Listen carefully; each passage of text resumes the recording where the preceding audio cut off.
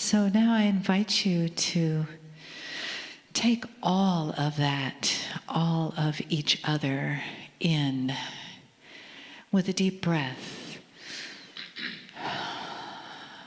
And the feeling of gratitude right down into your feet where you connect with our beautiful mother.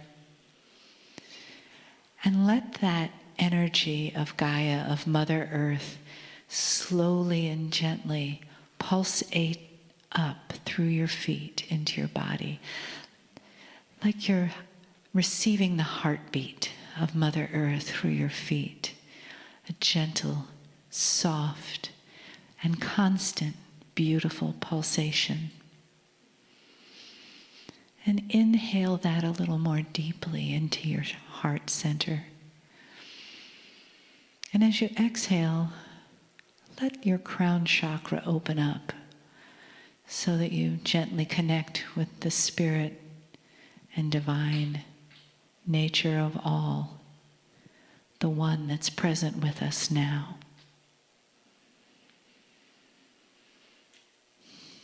And feel the gratitude from above and below as it comes together in you, for you, and as you in this now moment. And how blessed and how special this day has been. These teachings, this wisdom, this guidance, and the many, many blessings that will continue to unfold as your days unfold. The teachings will continue to resonate with you, and synchronicities will open up for you. And you will remember.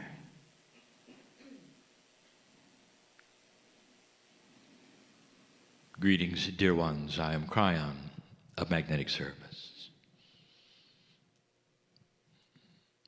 We have greetings for those also who are multidimensional, very real. We have greetings for Alcazar. We have greetings for the sacredness and the geometry that is here. Now, dear ones, I have just given you something you should look at. For here I am, a multi-dimensional voice, that's hard to believe, giving greetings to two other multi-dimensional entities, that's hard to believe.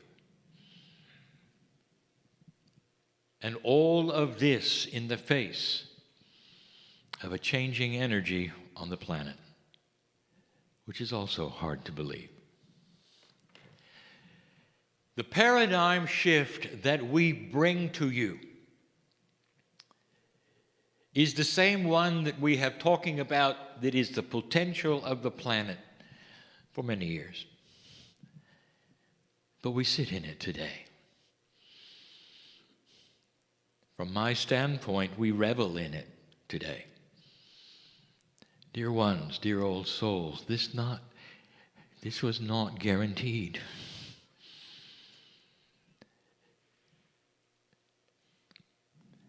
I want you to get used to the fact that this planet and consciousness and life itself is going through a real physical transition. The transition that you may think it's going through is that which you believe as an esoteric believer. It's very, very easy for one who has spent many years in esoteric belief to see, feel, sense energy shift. And so many of you are aware. However, you're used to this. You're also sensitive to what I will call some kinds of multidimensional things. Some of you will see the energy. You will be aware of the aura. But I'm talking about the earth. I'm not talking about just the old souls.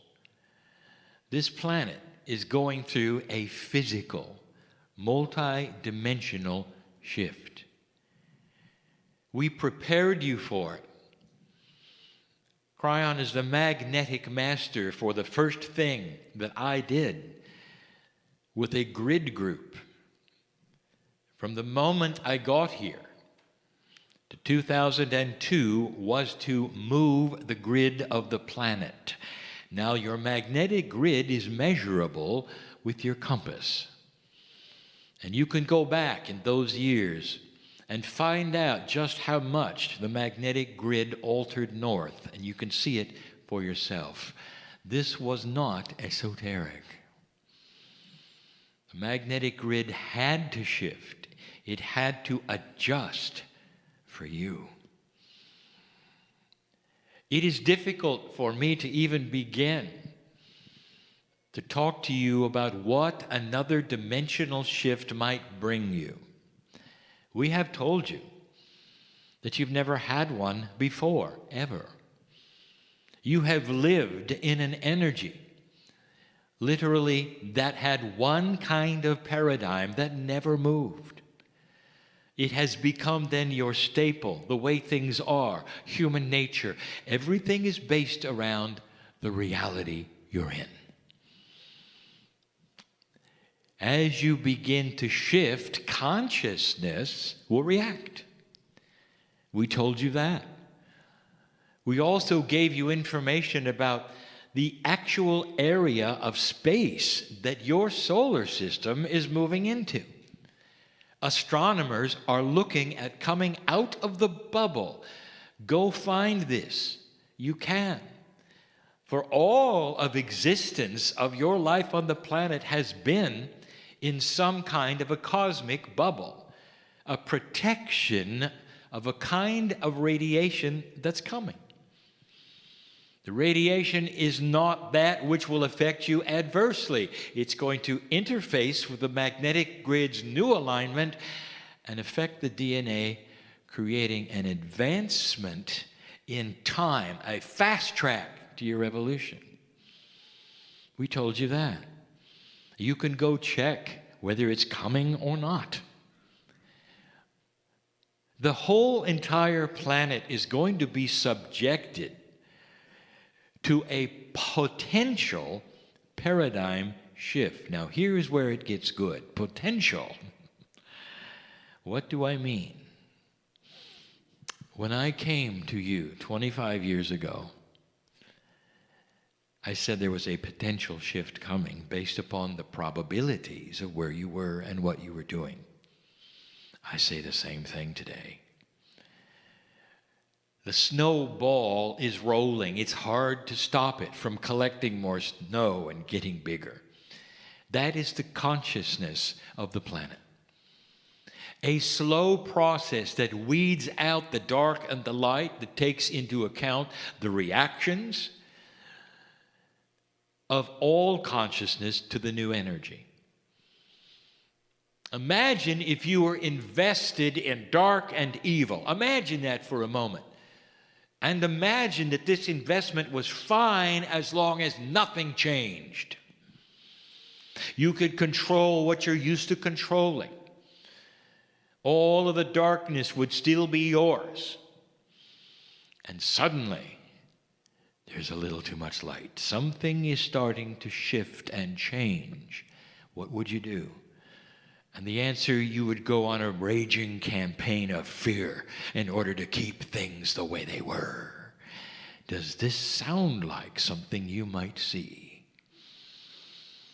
You see, the planet is changing. Not just old souls, not just light workers.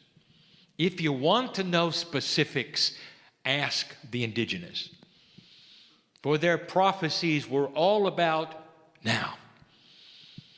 Now, this is news we've been giving you for some time, but I've just compiled it into a few minutes. Dare I say, it's beautiful. The fact that it is happening at all is beautiful. You passed the marker, more than passed the marker. You did it with flying colors. It wasn't even close.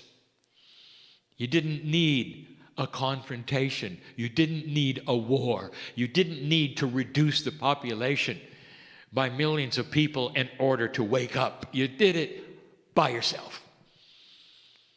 And when the precession of equinoxes arrived, the consciousness of the planet was actually higher than I predicted. And if you want to see that, you can go back and you can look at my first communication with you, which you call Kryon Book 1, where I gave you some of the potentials which included a mass death experience on the planet which may wake you up, and you didn't need it. You didn't need it.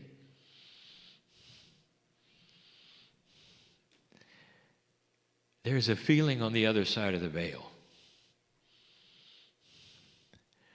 that is pride.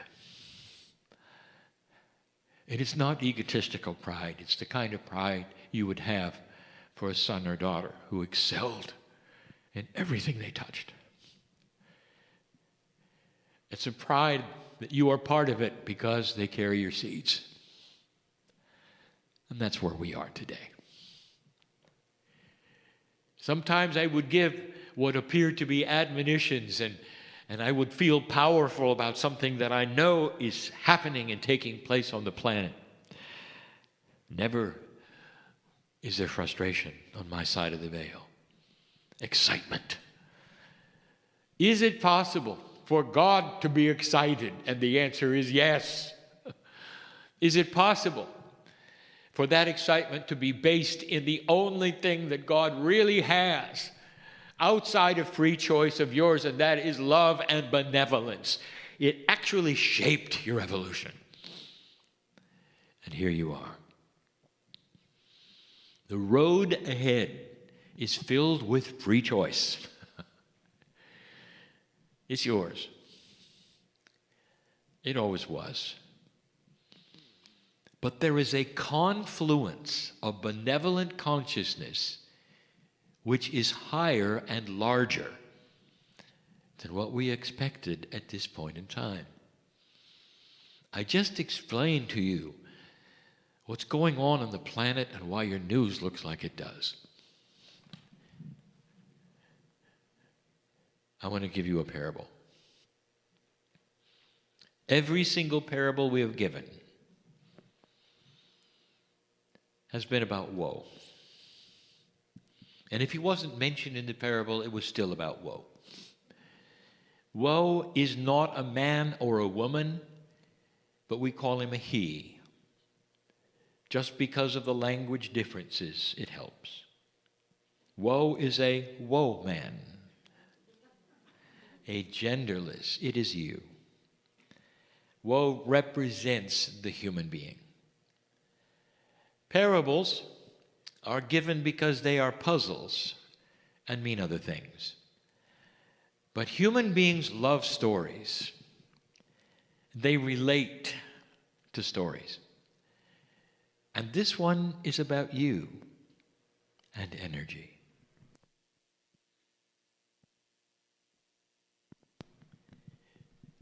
In this particular story, woe is an old soul and a light worker. And he lives in the year 2015.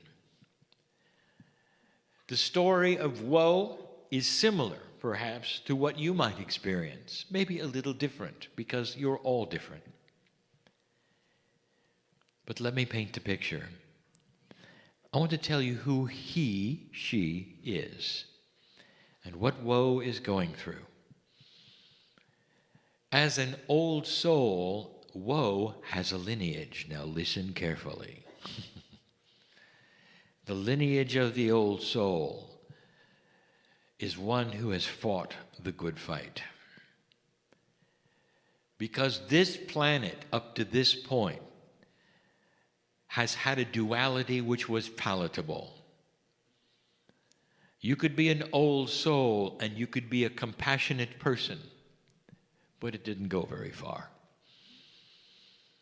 Whatever light you had was often put out by the incredible amount of negativity and darkness on the planet. War after war, and you had to participate. Regardless of your wisdom, you're in the battlefield. Regardless of your wisdom, the biology of life affected you. Your wisdom had nothing to do with the fact that if you were a woman, you lost children. Sometimes along the way from A to B, just traveling to get away from somebody chasing you. Sometimes it was in birth, sometimes it was in disease, or worse. We'll carry that around, dear one. Do you relate to it? Fought the good fight. Negativity, frustration, drama, war, hate was always there. And it was there seemingly in every sector. Difficult, especially the old soul from the beginning of the seeding of humanity went through the phases where humans just never changed. Can you imagine what this has done to woe's countenance? For he comes into this planet and he remembers at some level it's time to fight again. At some level, the Akash of every single human being sets the stage of expectation. You come in ready to battle. Now that particular Akash creates in woe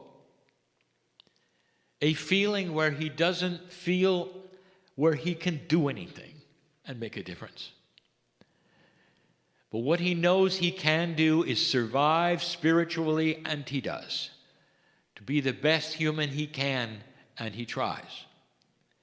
The Akash sometimes holds him back because he remembers at some level what it was like to be the shaman, to carry the information that people wanted, to heal, to be the intuitive who could read somebody as they stood there. And he remembers what happened. And he remembers an ugly death because they were afraid of him. Those who have magic are witches. The old energy is powerful. The world went to war a number of times, and woe was part of it. Both genders were involved, both genders suffered.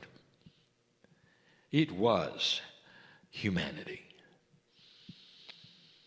Woe is walking around in life today with a lack of self-worth. Now you know why. There is no judgment, dear human being, for how you feel about yourself.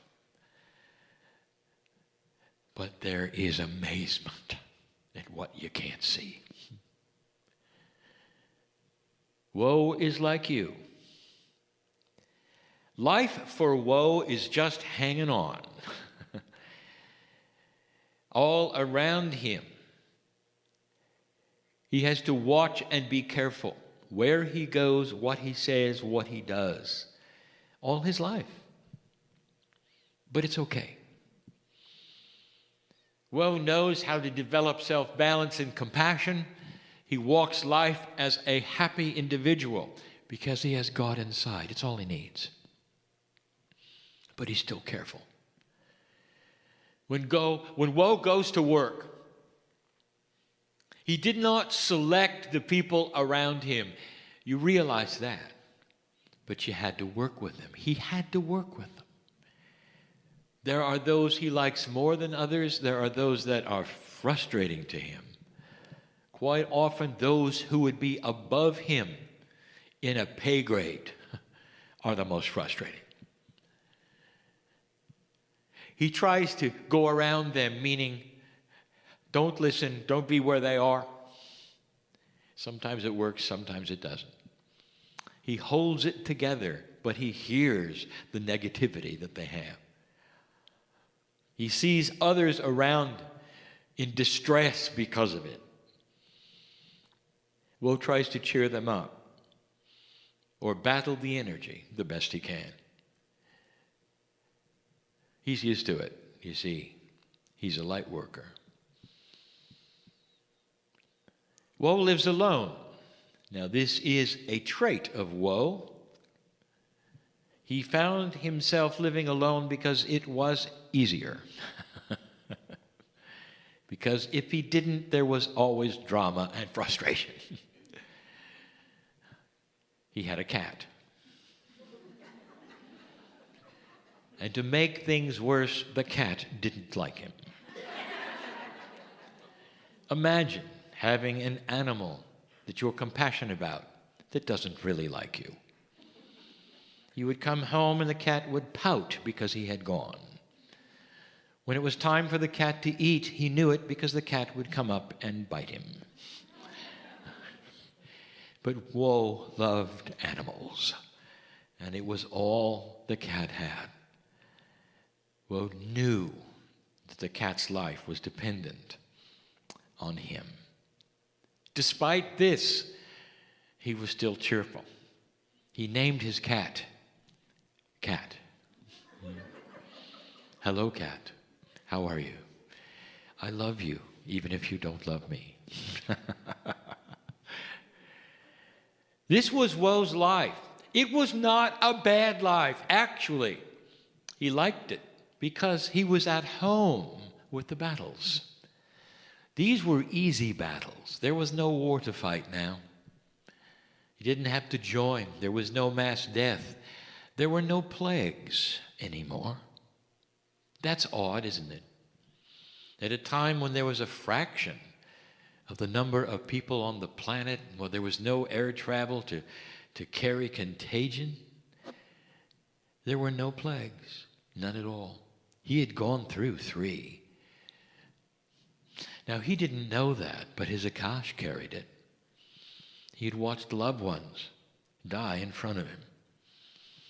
Such sorrow. It wasn't this time, and he knew it, and he was happy for this. Woe could be a balanced human being, be compassionate. Woe was also a healer. As a light worker, he discovered he could use his talents. He could read the disease in people, and they would come to him. He had a side business as a healer, and it was a good one. But as he approached each one, Woe had to chase away the negativity, both of the healee and the room. He was used to it. He fought many battles. It was okay. This is Woe's life. Woe had powerful meditations. As a light worker, as an old soul, he could do this. And he knew he could. This was his solace. This is what he loved the most. He had the connection to God. As much as he could. And would the biology allow him in the energy, he connected through the pineal to the higher self. And he loved it. Some of his meditations were actually close to visions because they were real and he could sense and see. He could smell and feel. He spent the amount of time in meditation that was perfect for Woe. He had heard stories that you should meditate a certain amount of time a day, and he realized this was not true for him. That each old soul had their own Akash, had their own uniqueness, had their own lessons, and their own ways, and had their own wisdom. He meditated only the amount of time that he needed to balance. But it's what happened in his meditation that I want to tell you about. For almost every single one of them for over 3 years had featured a door. A door. He saw the door metaphorically. He knew what it meant. It was an opportunity to move into something beyond the door. Very clear. But he could sense what was on the other side. There was something more for him. More than that, if he had the ability to open it and go through it, he knew he would never have to come back to where he was. Woe learned to talk to the door. And he knew that the door had a personality, an angelic ability, because it was multidimensional. It could give him information if he wanted.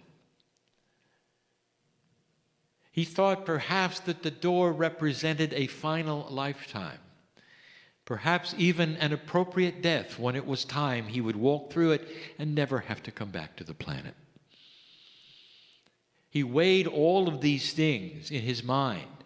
He didn't know what the door was about until he was able to start talking to it. In the vision, he was limited in what he could ask and the answers that could happen, because he knew that he was in a space that was sacred. It didn't work the same way in 3D. The questions he asked were literally that which did not come out of his mouth, but his innate also was involved. That which his consciousness was also involved. He would say to the door, "Who are you?" And the feeling he got, not the voice, because he never heard a voice, he got his messages through his intuition, right into his brain as though there were a voice. And the voice was always too beautiful for words. The voice was genderless. The voice was whatever he wanted to hear. It was the most beautiful sound he could imagine. And he said, "Who are you?" And the voice said, "Whoa, I am your future." He didn't understand it. How could the door be my future? Maybe the other side of the door. He saw the door, he admired it. He loved the fact that there was benevolence on the other side. Occasionally he saw it glow. Underneath the door, he could see light. Whatever was out there in his future, he liked it. Woe continued to have the visions of the door. Sometimes he would simply sit and be with it, knowing that someday he could go through it. He continued to think it was his demise, his death, his last time on the planet, and he looked forward to that time. And then he started asking the door more questions, and it was confusing. "Are you my death?" And the door smiled at him, actually chuckled, and said, "No, Woe, it's your life." Woe didn't understand. In this vision, he felt powerful enough to grab the doorknob and say, "It's time. If it's my life, it's time." And it was locked. He couldn't budge it. Nothing was happening. Nothing. He talked to the door. "I cannot open you." And the door said, "I know." He said to the door, "When can I go through?" And the door said, "Anytime you're ready." And Woe said, "I'm ready now." And the door said, "Come on in." He grasped the doorknob and it wouldn't budge. Pulled and pulled and pulled. This was a frustration. The visions were real. Woe knew who he was. As a light worker extraordinary, he had fought the battles. He knew he was wise in the ways of the world. And the door wouldn't budge. He talked to the door. "What am I doing wrong?" And the door started talking to him. "Woe, come closer. I didn't say open the door. I said, come through the door. And Woe started to realize what the door was telling him. He had to drop his 3D reality and walk through matter.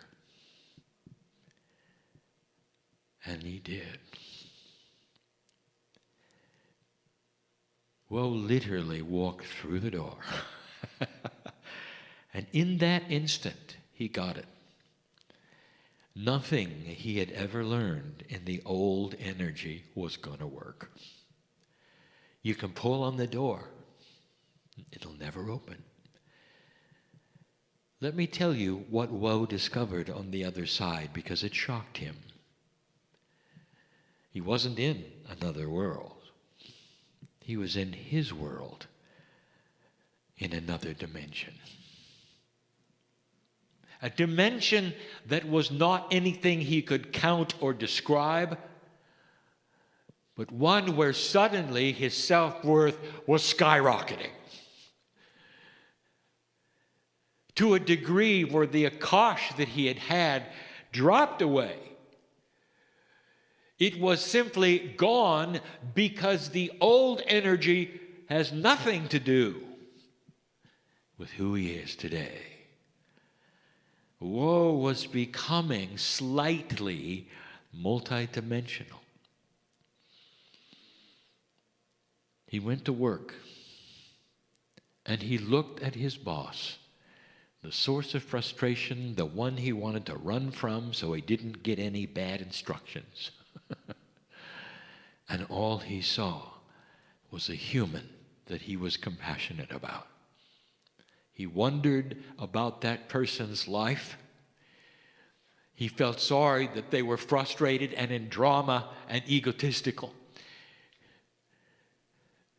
And what he did next would shock and surprise you. He wanted to be closer to the boss, because he found that nothing the boss did bothered him at all. He could sit and listen to the things that used to frustrate him and put his stomach in knots, and he wasn't affected. I want to tell you what happened eventually, so you'll understand the dynamic. You see, his boss did not get the reaction he used to.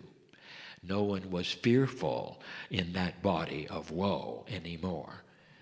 In fact, eventually, the boss asked Woe what the change was, because he liked it. Woe's dimensionality had affected somebody else who was not even interested in changing dimensions. This is a process you're not used to. Everywhere Woe started to walk, things became easier. The old energy of battle and fighting, he realized, was a caveman survival instinct, and he was beyond it. He didn't meet darkness where he went because it ran from him. Woe carried a light that was so impressively bright, metaphorically, to that which is darkness, hatred, frustration, and drama, that it literally left the building when he arrived.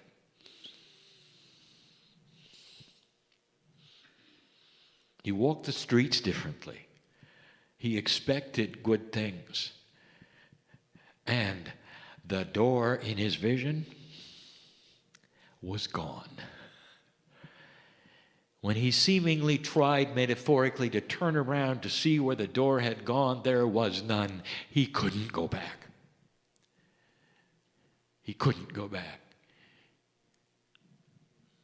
Woe went home, and there was Cat.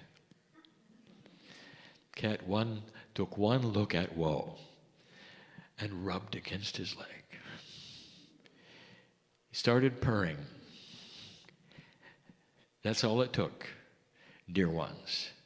The animals know first. Then even the plants and the rocks. The whole planet knows when you become a little different. And from that moment on, there were no more bites. just purrs and rubbing. What's for dinner? I'm going to close and ask you, what's for dinner? Are you going to leave here differently or the same? Does this parable make sense to you? If you don't understand the hows and the whys, the timing, the actions, if you're at a loss for the practical meanings, I will say this: you're not alone. I just gave you the overall perspective. In order to go through the door, every single one of you will have a different kind of way. This is honoring to your Akash, to your individuality. But listen, if you didn't get it, if you want to go through the door, your actual cellular body will start to shift and change.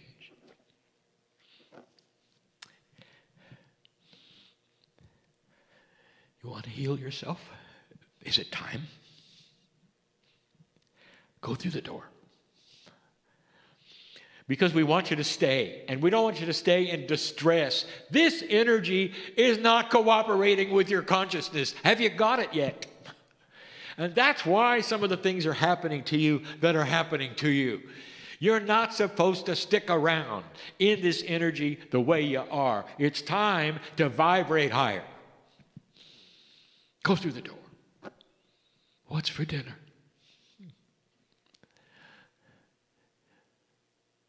I am in love with humanity for what you're about to do. That's you. I know you.